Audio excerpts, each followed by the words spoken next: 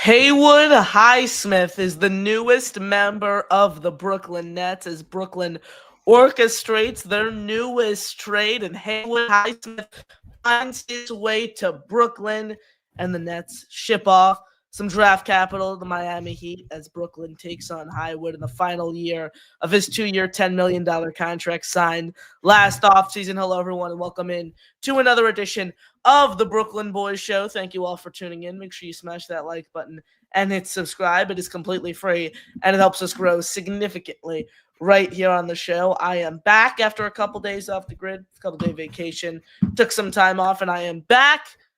And the trade has occurred, Josh. Not much news while I was gone, but the day I come back, there is a trade, which is great to see. And Haywood Highsmith, he's a Brooklyn Net, Josh.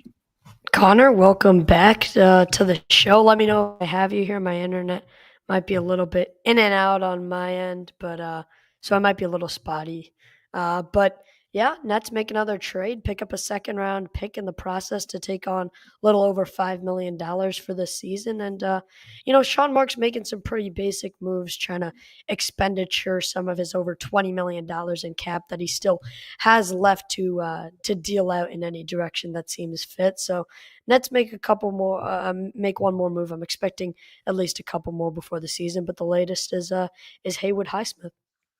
The Heat trade Highsmith alongside a 2032 second-round pick to Brooklyn in exchange for a protected 2026 second-rounder. So a second-rounder this year is what Brooklyn sends off to Miami in exchange for Highsmith and a 2032 second-round pick as well. So an interesting trade for Brooklyn here as the Cam Thomas saga continues to unfold, and training camp, it's coming up for Brooklyn. I know October seems like a while away from now as we sit here on October 15th, but time flies, and that's the bottom line for NBA fans and sports fans in general. And Brooklyn currently has 19 players on the roster. They can only have 15 on the team once the season starts, and those 19 players do not account for restricted free agent Cam Thomas as the saga continues to unfold, Zaire Williams, and Day'Ron Sharpe, two free agents who have agreed on terms but have yet to officially sign their deals. So that is without those guys. So you count all three of those guys in the equation, assuming they're all in Brooklyn's roster. Excuse me. That's 22 players, well over the 15 cap that you can only go into the season with. So Brooklyn is going to have to make some tough decisions in these next few weeks, these next few months with training camp, preseason on the horizon, Josh. But bottom line, I want to circle back to the trade that we opened the show with. Haywood Highsmith, how you feeling? Yeah, just an asterisk on that trade. The 2026 second that they send is a protected 31 through 56, so there's actually zero way the Heat get the second round pick. So the Nets have to retain it no matter what. So the Nets end up netting a second anyway, no matter where they finish in the standings here. But Haywood Highsmith, just as a quick temperature check on him, a guy that's a 5-year NBA veteran, took a 2-year break to play overseas after his rookie year, where he only played 2 games with Philadelphia, played overseas in 2020 and 21, and came back with Miami. In the limited time that he's seen the court, he's shot well, almost 40% from three. I think the number was career 38% three-point shooter. So, he has it in his time on the court, but obviously limited minutes, but he's made the most of his role. So he's certainly a guy who I could see, contending for one of these final roster spots. And it's 15 on the roster, but you also have to take into account 3 two-way contracts, one of which still has yet to be dished out. So Highsmith could be in the running for that one there, but he's certainly a guy that I could see contending for this roster, over a couple of the guys that the Nets had last year. Suffered a right knee injury last season that ultimately required surgery, and there's a chance from the latest reports that he can miss 8 to 10 weeks. So he is dealing with a pretty significant injury right now. So he is gonna, have to hope that what he showed last year in Miami and what he's put on film throughout his career is enough for Sean Marks and Jordi Fernandez to feel confident in handing him a roster spot as he continues to battle through this injury as he looks to recover. Last season with the Heat, 74 games, 42 starts on 24.6 minutes per night. He averaged 6.5 points per game, less than 1 assist. An assist and a half, 3.4 total rebounds, 45.8% from the field, and then 38.2% from beyond the arc. So a pretty consistent three-point shooter last year, efficient inside the field. So a solid year last year for Highsmith, but again, this knee injury is a huge setback, and he's going to have to hope what he's put on film throughout the past few years is enough for Brooklyn to remain confident on handing him a roster spot and keeping him on the team's roster. I spoke with someone who was a former Miami Heat beat reporter, someone who's pretty high-ranking beat reporter there, and I asked him for some insight on Highsmith, and he told me, quote, good player who could stretch the floor. He also got better defensively as time went on. Should get a lot of minutes with the Nets. That's from a former Miami Heat beat reporter who has covered Highsmith, someone who's watched a ton of Haywood Highsmith. So that's the scoop there. Look, I think he's a back of the rotation guy. You get a second round pick for taking a $5 million deal when you still have all this cap space. I'm not going to, scream and cry about it. For sure. And, when you pick up the draft capital there, taking on a $5 million contract is not a dent that you're too significantly worried about if you're the Nets front office, especially with the cap space that you have working. You're right. This isn't a guy that's going to get minutes over, developing guys that the Nets need to see, like Yegor Demon, for example. But he is a guy that could contribute off the end of the bench. We'll see what he does in Brooklyn, and if that injury you mentioned earlier in the show is something that could significantly impact his ability to make the team, his ability to bring the Nets something this year. But overall, as a trade perspective, don't hate it at all. The Nets have the assets to be able to work with it. Miami gives up a second round pick in 7 years from now, so it doesn't really affect them. But from the Nets perspective of things, there's not a ton of risk involved here, so don't hate the trade at all. Now, Zaire Williams, Daron Sharp, two guys I spoke about at the top of the show, two players who are yet to sign their contract with the team this offseason. So they still remain unsigned because they've agreed to terms, both Brooklyn and along with Zaire and Daron, but they haven't officially put the pen to paper on a new contract. There's been rumors, Josh, how the Nets can weaponize the remaining of their cap space, orchestrate a trade potentially, and a big trade, not just a nothing burger like today's trade that we saw, but a big trade with the remaining cap space and players they have to potentially deal. Could you see the Nets trying to talk a lot of Jets recently? Could you see the Nets trying to facilitate a trade that includes Zaire Williams and or Daron Sharp? Look, I think absolutely it's a possibility. Sharp, I would think not as much. I think the Nets fresh off giving him that 2-year extension would want to keep him around. I think if Nick Claxton begins this year on the decline, there's a chance that Daron Sharp comes in and swoops that role up after Claxton had a down year. And honestly, Sharp was equally as efficient and half as much playing time and only 2 starts as Claxton. He was a very solid rebounder. He's been getting better as a shooter. And if he can become a true interior presence, obviously he's on the smaller side for centers, but if he can become a true interior presence, to me, this is a tough guy for the Nets to be able to give away. They just showed the commitment by re-signing him. Zaire Williams, now that's a guy that I could see them potentially being more open to trading. You're talking about a lengthy guy with a lot of wingspan. He can give you the pluses on the defensive end of the score and give you the scoring offensively from 3. So I think Zaire Williams is definitely, I don't think there's a single person on this Nets roster that Sean Marks hangs up the phone if a team comes looking to trade for. To me, Daron Sharp is harder to give away because you just extended him. Zaire Williams a little bit easier in my eyes. But when push comes to shove, if Sean Marks is getting a good enough offer, anybody on this Nets roster has the chance to be traded away. But yes, I think this Nets team has more moves to come, and these two could definitely be a part of something in the future. I think it's Zaire more than Daron as well, just given the fact how many wings, how many 3-and-D guys this team has added this offseason since, initially agreeing to terms with Zaire Williams. So I think he's more replaceable in that sense compared to Daron Sharp, who has established himself multiple years in Brooklyn, brings that rebounding dimension that this team overall kind of lacks here. So I think that's the biggest difference between the two and how they're interchangeable, and the difference in value that they each respectively bring to this team. And someone else remains available, the restricted free agent who we give too much airtime and talk about every day, Cam Thomas. Talking about all these roster spots here being over the roster cut limit. Cam Thomas isn't even accounted for in one of those roster spots, Josh. How does today's trade affect Cam Thomas's status? Is he here in Brooklyn? And I never anticipated myself asking you that question. I know. It feels like at the beginning of the offseason, I was giving the viewers a 99% chance that Cam Thomas would be back in Brooklyn. No one had the cap space to do anything else with him. But now it seems as the days grow more and more, it just seems like this Nets team is going to bring him in on the qualifying offer and ship him out before the season even starts. So I get more worried and worried by the day. I don't think this trade specifically impacts Cam Thomas's situation. Look, if Cam Thomas gets re signed, uh, as the restricted free agent, is the starting two on this team. There's no way around it.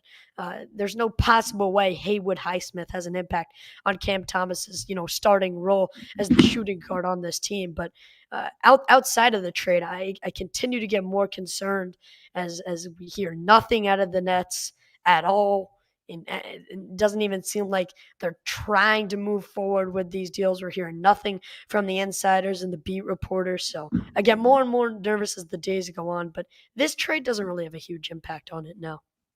Thank you for all tuning in. Make sure you smash that like button, hit subscribe right here on the show. Josh Woolever, Connor Line, carrying you guys through this Friday evening right here on the Brooklyn Boys Show. Make sure you smash that like button and hit subscribe, completely free, and it helps us grow significantly here on the show as we chase 500 subscribers. So help get us to that goal. Continue hitting the like, continue hitting subscribe. We appreciate your support as always. Throw all your questions, comments, thoughts in the chat. We're going to get to those. Josh, you want to get into some of the questions in the chat? You want to pull them up and start us off here on the show?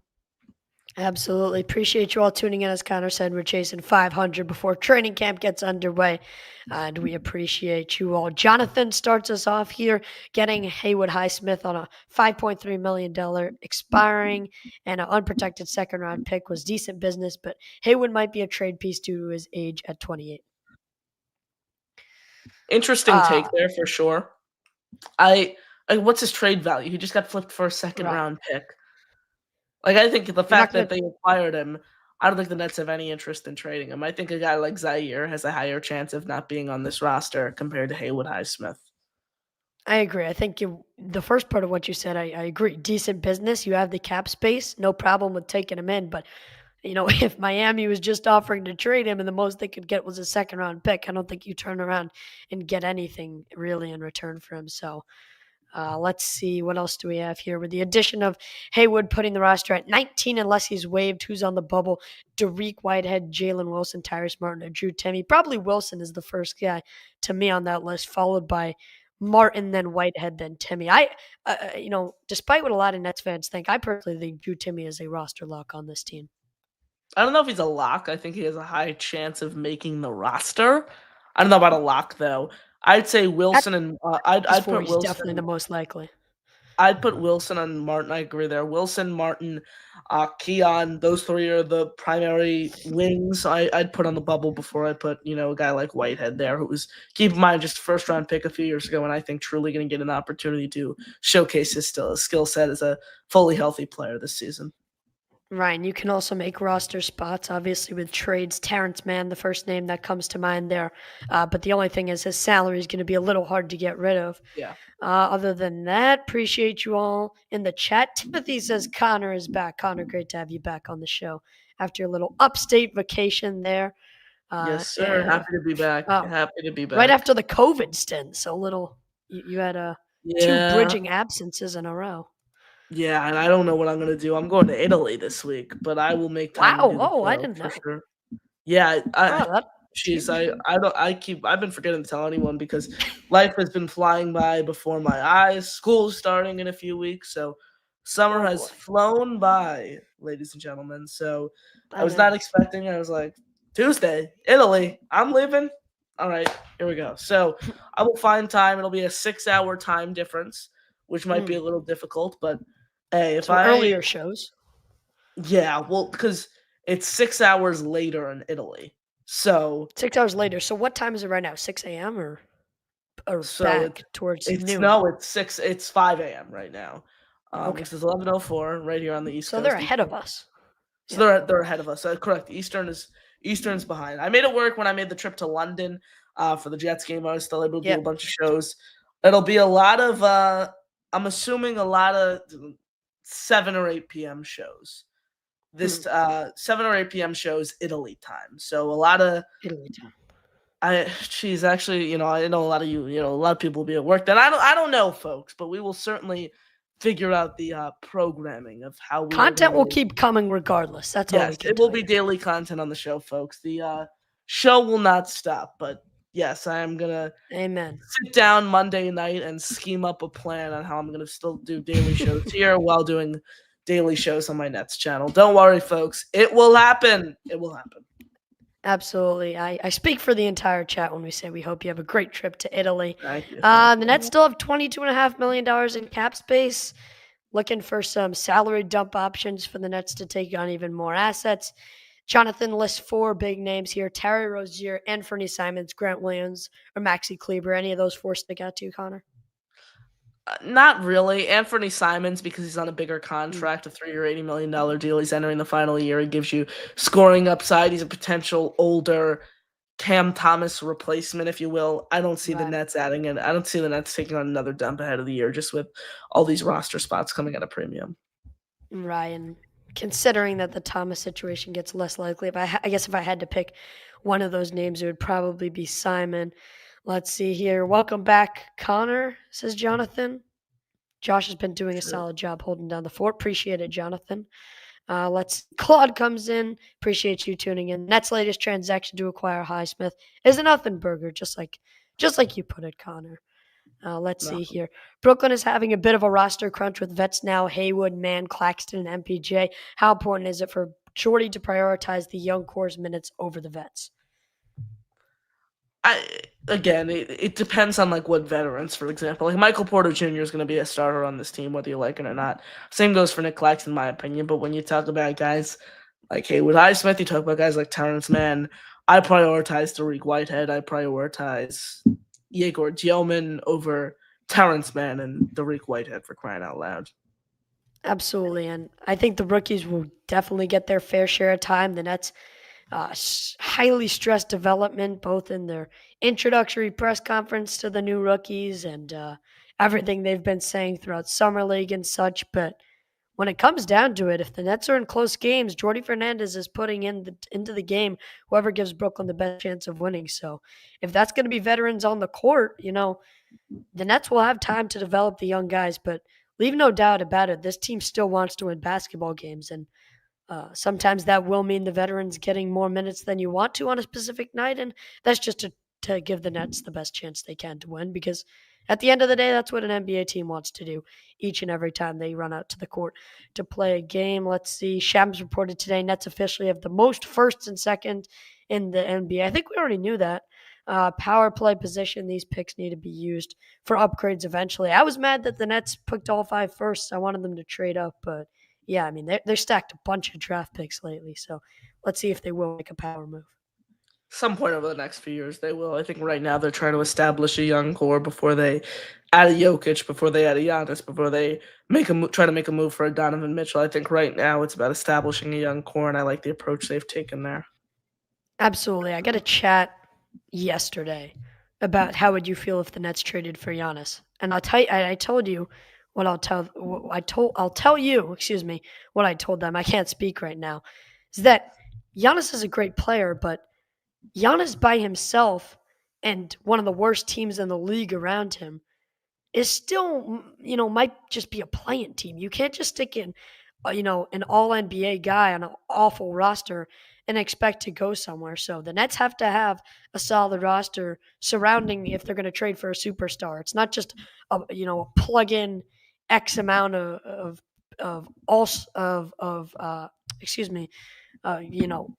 all NBA appearances, X amount of MVPs. These guys need to have a good system around them because it's a team sport, not a one-man show. Let's see here. The Nets gave up nothing in the trade. Yep, that's the upside to it. Let's see. It doesn't matter how many draft picks the Nets acquire. If the wrong picks are made, Sean Marks is the X factor, says Claude. Yeah, he's on the hot seat, and I don't know if we're talking about a Sean Marks getting fired within the next year or two, just given the fact that he's already laid the foundation, the framework of this rebuild. But look, he doesn't string together a winning season. He's 5 draft picks that he decided to make this past season. Those don't pan out. We're talking about Sean Marks not being an NBA general manager, excuse me, in just a couple seasons. Absolutely. I think there's a lot of Nets fans, including myself, in that boat who think Sean Marks has already overstayed his welcome as the Nets GM. So if these picks don't pan out, if the high lottery pick next year in the loaded 26 class doesn't work out, Sean Marks ain't going to be employed by the Nets for much longer after that. Let's see. Haywood brings the defensive grit, but given he's out recovering from the meniscus injury, he'll be back around December and maybe have a month and a half to boost up his trade value, maybe some second-round picks again. I don't think this is a guy you can just turn around coming off the injury and get more second-round picks after you just got one basically for free. No, he's on the team, nothing burger. I don't think they're moving him.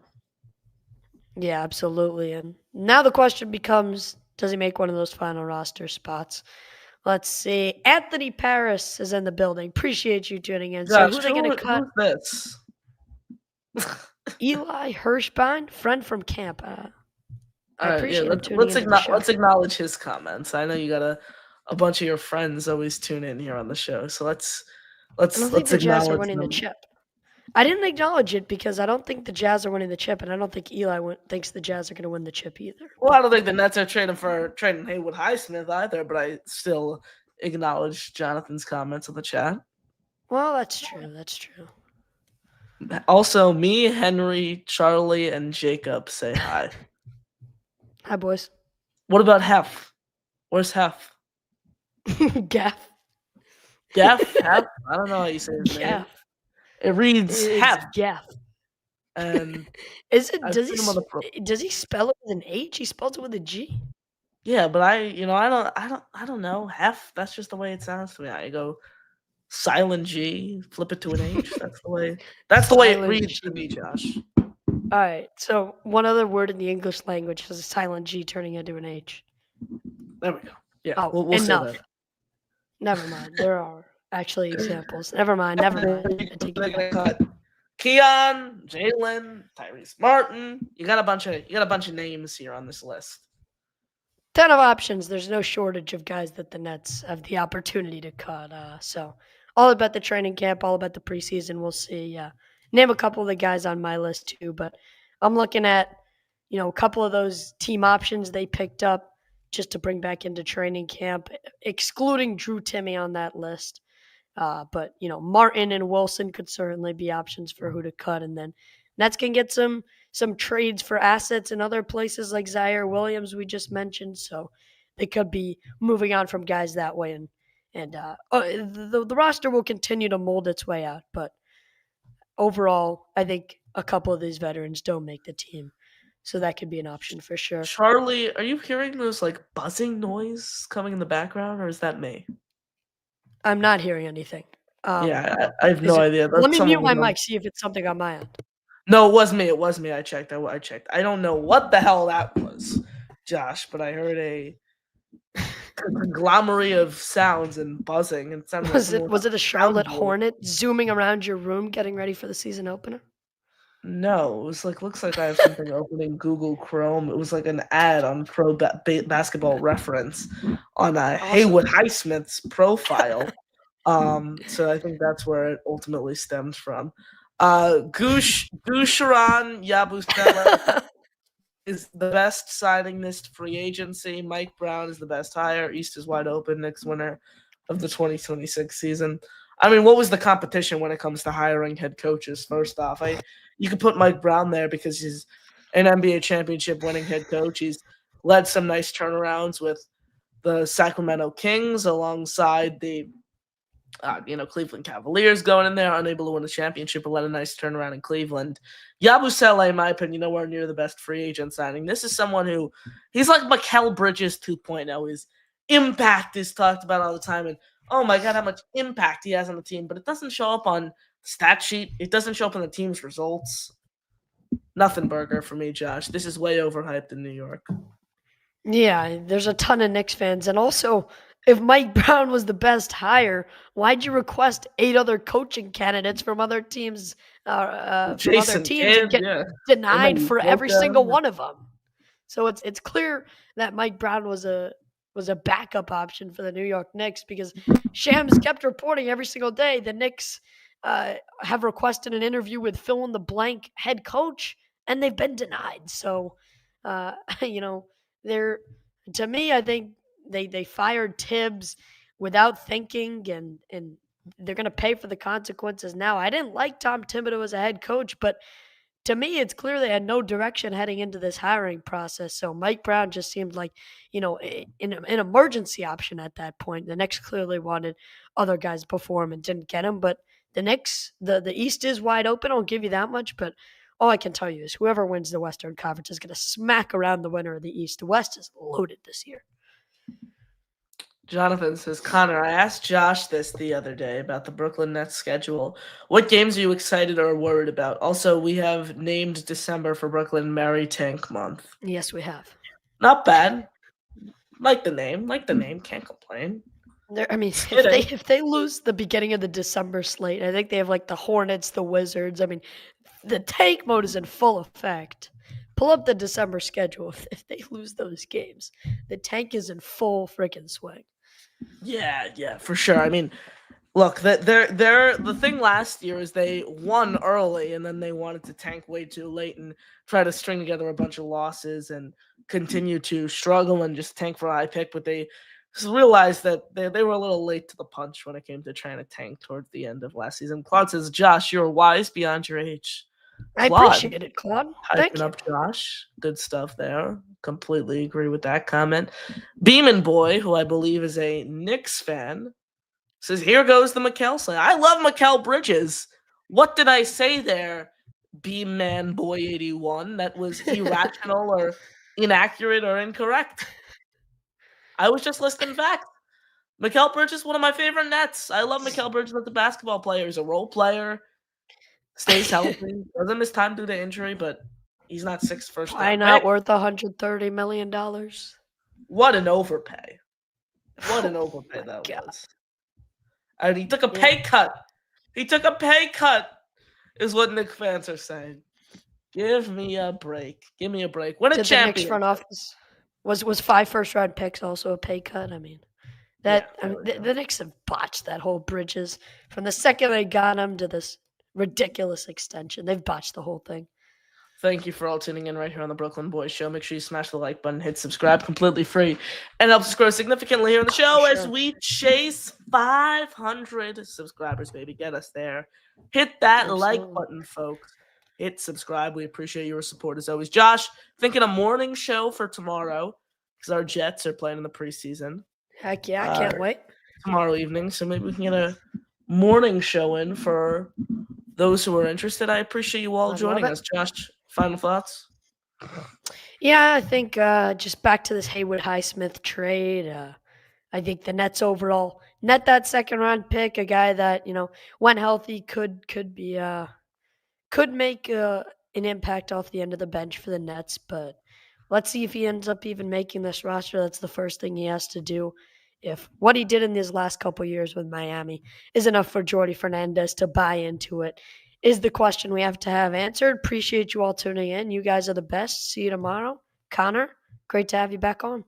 Yes, sir, ladies and gentlemen. Haywood Highsmith, a Brooklyn Net, Zaire Williams, Day'Ron Sharpe. Could they be on the move? What does this mean for Cam Thomas's future? That's what we discussed right here on this Friday edition of the Brooklyn Boys Show. Thank you all for joining us. Smash the like button, hit subscribe. We'll be back tomorrow. Appreciate your support as always. For Josh Woolever, I'm your host, Connor Long, saying good night, everyone, right here on the Brooklyn Boys Show. We'll see you guys tomorrow. And as always, go Nets, baby. Let's go Nets.